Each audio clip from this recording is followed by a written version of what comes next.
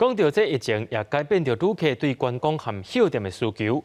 根据国际旅游平台的资料，2021年的旅游趋势，全世界旅客对饭店的需求会变较悬，而且拢以低度旅游为主。那讲到咱台湾的旅客是较重视饭店的设施和体验活动。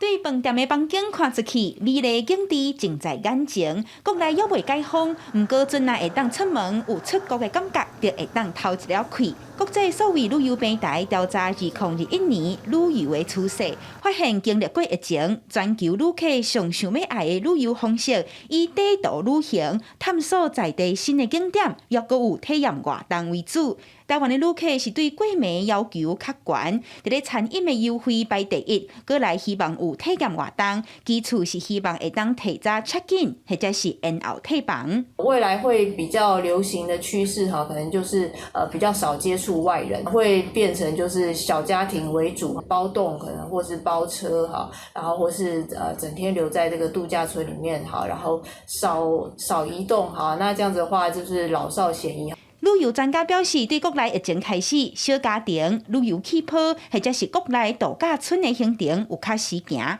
不过，学者也是认为，现此时国内疫情也未完全控制。如果小可解封，中央温存会当出门行大，游客也是会以欣赏风景甲体验活动为主。长时间踮伫咧饭店的旅客比起来会较少。即使饭店业者真的在做到非常高规格的一个防疫。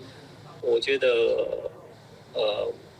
大部分的民众应该还是会担心啦。我个人觉得啦，毕竟没有一个疫苗注射的话，保护力没有那么足够啦。疫情改变旅客对观光大饭店的消费形态，众人拢希望早日解封，安心过暝，享受旅行的快乐。